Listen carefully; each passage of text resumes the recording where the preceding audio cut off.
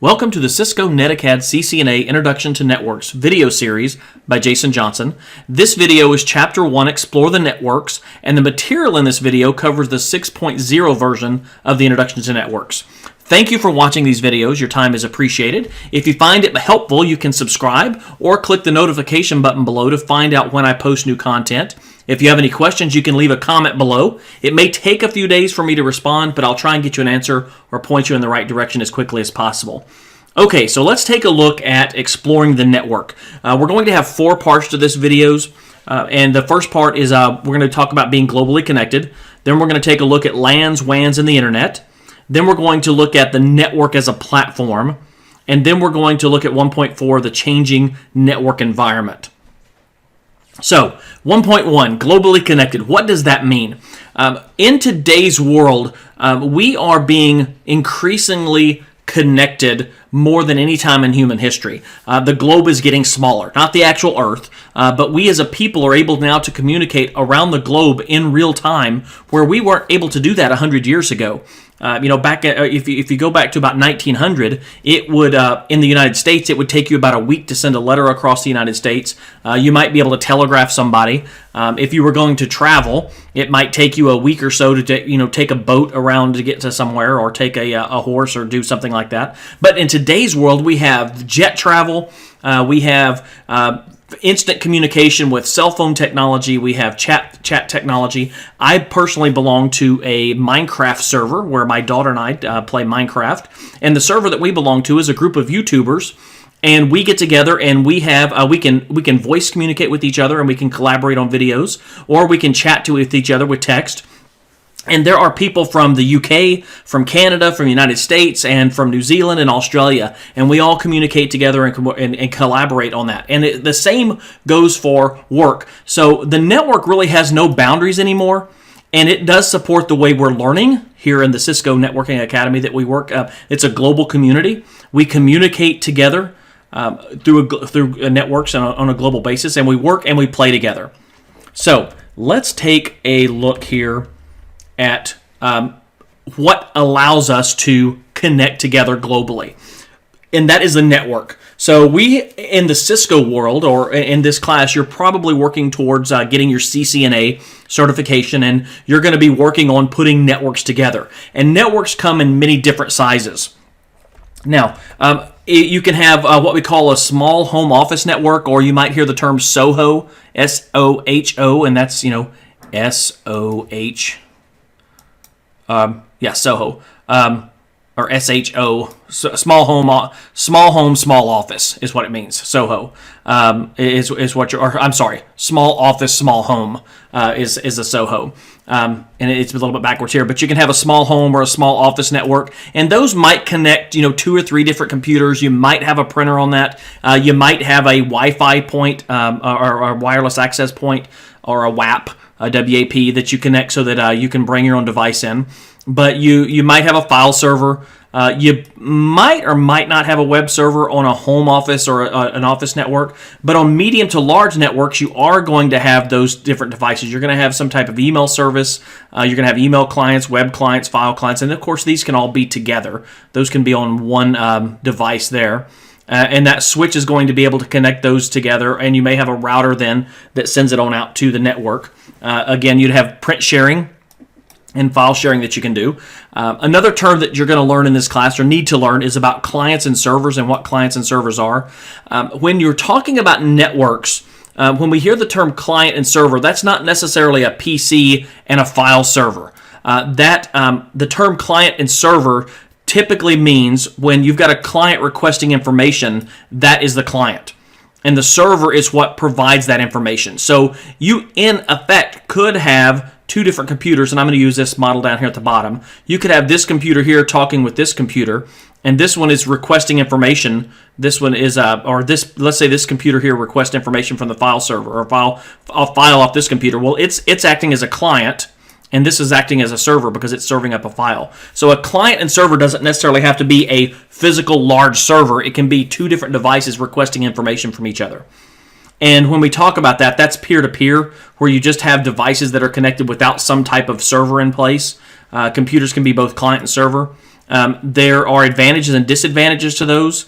One advantage to a peer-to-peer is it's easy and low cost to be able to set up. It doesn't take a lot of equipment. It doesn't take a lot of overhead. It doesn't take a lot of knowledge to be able to set up a peer-to-peer network. However, the security is not as good on there, and you are not able to scale that to a larger network easily. You're going to have to then go in and put routers in and different things like that if you're going to scale that up to a larger size. Okay, so let's take a look at 1.1, LANs, WANs, and the Internet. When we're talking about different network components, we have end devices. You're going to hear the term end devices, and the end devices are those devices that are requesting information. That can be a computer, that could be a mobile device, that could be something along those lines. And then you want to name some of the end devices and see how many you can name. You might want to look some of those up, but I just gave you a couple of them. A computer, a mobile device, or a tablet. A smartwatch would be an end device. It's something that's on the end point of the network. Now, you're going to hear the term intermediary, if I can pronounce that properly, intermediary network device. And those are the devices that connect endpoints together, or end devices together, or connects an endpoint to another network. So they connect the individual end devices to the network. They ensure data flows across the network, and they provide connectivity. Examples of an intermediary device is a switch or a router. Those are a couple different examples there. And then last down here we have network media. The media is what allows us to transmit that data. We are transmitting ones and zeros, and you'll learn about the OSI model in later chapters, but the OSI model or the TCP/IP model and how the data gets broken down into ones and zeros. Well, once it gets broken down into ones and zeros, it's sent in a different way depending upon how you have your media set up. And your media is going to be anything from the wireless or your wired cable that you have. You might have copper, a category 5E or a Cat 6 or something along those lines. You might have coax. You might have fiber optics that you connect with. You might have wireless or radio that you're transmitting. You might use Bluetooth to transmit. But those ways of communicating those ones and zeros from one point to another are what's called the network media, and how that information travels along the pathway. Now, when we're working with Cisco, when you're working with Packet Tracer, you're going to be working with different network components, and you should familiarize yourself with the different icons and what they look like on Packet Tracer and in the Cisco world. They are standardized in Cisco. They may be different when you move outside the Cisco networking model. However, since you're in the NETACAD and you're in the Cisco Networking Academy, you're going to need to learn these. Now, they represent the network. And so what do the symbols represent? They represent different devices. For example, here we have an end device.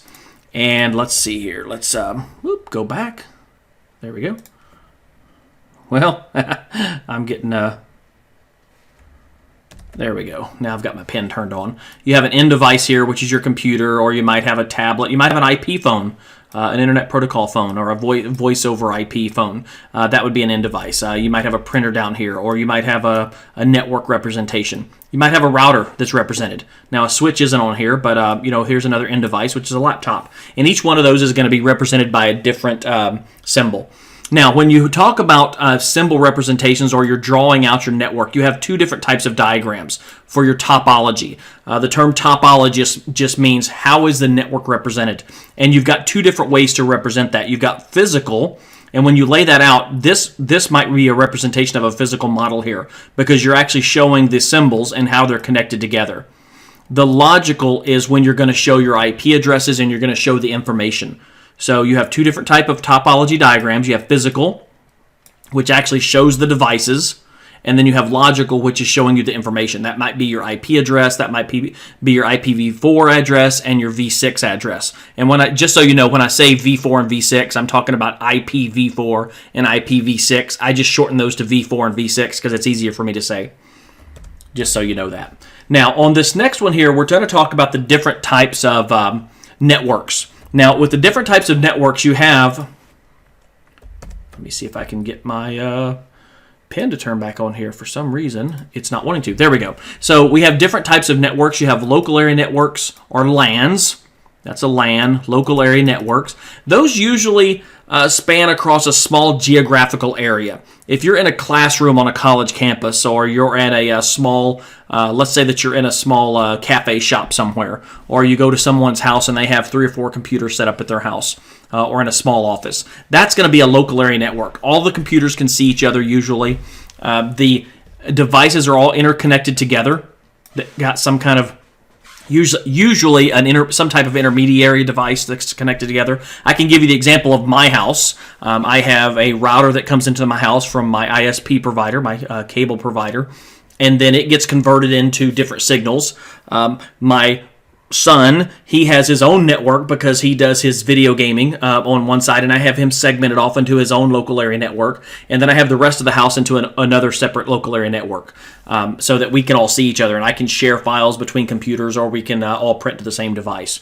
And that's usually going to provide some type of high-speed bandwidth to internal devices on there. Another term is the wide area network, or a WAN area network. It says WAN area network. WAN area network. That's redundant because AN is area networks here. So I guess I should have changed this slide here. But this is wide area network, is a WAN. And that is usually what is connecting multiple LANs together. You can kind of think of the internet as a WAN, because it's a lot of local area networks that are connected together. You might think of a college campus. Let's say that a college has 3 or 4 different locations. And with those locations, you're going to connect various LANs or different buildings together. And then you're going to have a wide area network for that. But you could also call that a campus area network, or a CAN, a CAN. Campus area network, and that's what it's actually down here. Can you name more network types? There's and I'm just going to give you a couple here. You have a local area network, you have a wide area network, you have a campus area network, you have a metropolitan area network, which might be a city that's connected together. You might have, and I mentioned campus area network, you might have the Google headquarters, or Apple or Microsoft headquarters, or the Cisco campus might have a campus area network together. So you have those different types of different types of LANs and WANs. And you want to look up through the material that you're studying in the Cisco and look up some other types too. Now, when we're talking about LANs, WANs, and the internet, we're talking about the internet being a large, wide area network, but it's a worldwide collection of interconnected networks is really what the internet is. The internet isn't just one big network. It's a bunch of networks connected together. And it's not owned by any one individual or group or country. It's really all of them connected together. And it's got a good example down here. You might have a government LAN that's connected into the intermediary devices here.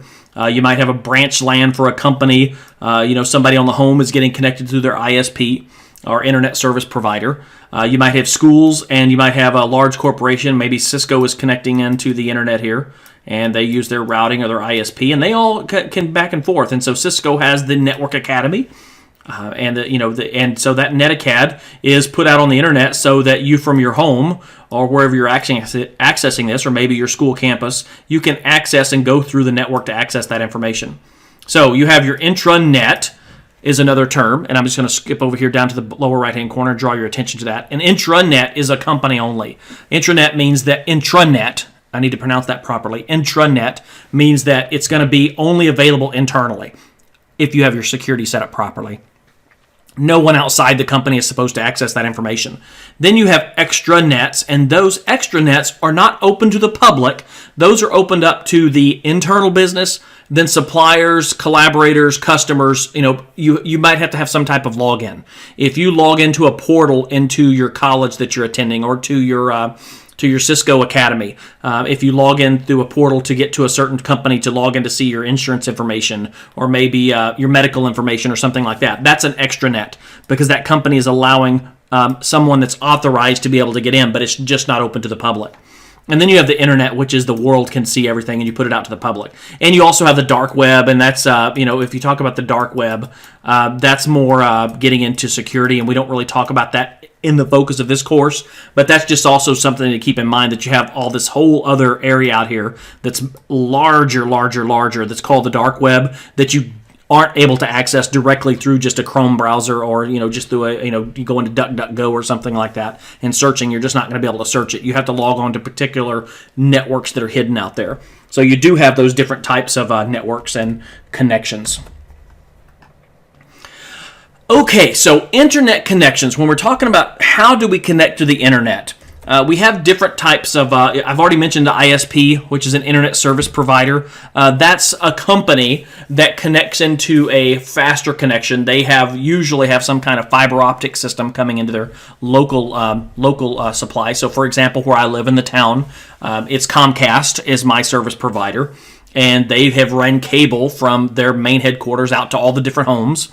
And they pretty much have a monopoly in my area. There really is there's a DSL company, but they can't really compete on speeds. And there's another company that offers broadband wireless that you can put an antenna on your home. But Comcast really doesn't have a monopoly in here, and they are the ISP, or the internet service provider. They provide broadband cable. Now, when you hear the term broadband, I want to make sure that you're clear that broadband doesn't necessarily mean high speed. There's the term high speed can be really vague, because high speed could really be anywhere from 25 megabits a second all the way up to maybe a gigabyte a second. It really high speed has different ways of defining it. So just be careful when you're talking about high speed is not necessarily broadband, and broadband is not necessarily high speed. Broadband just means that it's not the plain old telephone system or the POT system. You're not using DSL. You're not using the old copper telephone line system. You're connecting some way with usually either coax or either fiber optics. And so you have broadband cable, you have broadband digital subscriber line, or DSL, using the older copper phone lines. You might have wireless that's coming into somewhere. Mobile devices, you can use cellular service. There's business DSL, which is not much different than digital subscriber or broadband customers. It's usually the same lines. But it's sometimes put in a different category. You can do leased lines, and that's where you might have a company. Those might run anywhere from $250 a month, maybe up to $1,000 a month, depending on where you are. And those give you much faster access to the internet. You can lease multiple lines so that you can have wider amount of bandwidth that's coming in and out of your company. And then you also have Metro Ethernet. The town where I live, they have a company, the local power company does provide some fiber optics to particular areas. They haven't ran it all the way through the city. Google is putting Google Fiber into different cities. If you're lucky enough to be in one of those cities, you can get fiber optics from there. And then the different types of internet connections. I've already talked about small office, home office, and then business connections. So let's look at 1.3 now, the network as a platform. Now, the network as a platform, when we talk about the network as a platform, or we talk about the term converged networks, the term converged means that things are being meshed together. In traditional separate networks, each network had its own rules and regulations. You had a network that only did email. You had a network that only did file service or only did the database, and that was it. Well, the converging network, and Cisco allows this to happen with their devices that they have and their technology. It's capable of delivering data, voice, video over the same network infrastructure. So when you hear the term converging network, that's what it's talking about. Everything's being merged into the same network. It's using the same media. You don't put one line in for just doing an email server and to connect endpoint devices, and then you're going to have totally different lines for your phones. We just don't do that anymore. The converged network is you don't do that anymore. The converged network is you have maybe a Cat 5e or a Cat 6 cable coming in. It goes out to the desktop and it goes into the phone, and then the phone connects over to the desktop, and then they all get the same internet through that. Through that same cable. So you have some type of medium that goes out, and it's the devices, and the messages get sent on the same medium. So that's the converged network. Now, when we talk about reliable network, or what is a reliable network, there's 4 characteristics of a network architecture. The first one that you need to have is fault tolerance. And fault tolerance just means that it's not going to go down on you, or there's backup to it. So if you have multiple lines going to a server, for example, or I'll just use a server for an example. In a fault-tolerant server, you might have multiple, or you usually have multiple power supplies for a fault tolerance. So if one power supply goes down, it runs on the backup. Or you may have 2 network cards into a server, so you've got one as a backup. That's fault tolerance. So that you have, so if something goes bad, backup power supplies. That's fault tolerance. Scalability means that you can upgrade that network and put more end devices on it without having to upgrade the major infrastructure. So scalability means that you put things in place. So let's say that you put a router and a switch in place, and you put a 24 port switch in. You really only have 10 devices on it to begin with. Well, you know that you can scale all the way up to 24 devices on that switch without having to go and purchase a new switch. That's scalability. Quality of service, or QoS, means that you're going to get consistent bandwidth. So, for example, if you know that you're supposed to be pushing 75 megabits of download speed, you're going to consistently get 75 megabits of download speed. That's an example of quality of service. And you're going to learn more about QoS in some later chapters. And then security is the last component. Last but not least, security is a very important part of the whole overall network structure in Cisco, and so you want to make sure that you keep a focus on security. That's things like logins, making sure you're putting passwords on, making sure that you're physically securing devices and the such. So security is a very important piece of that.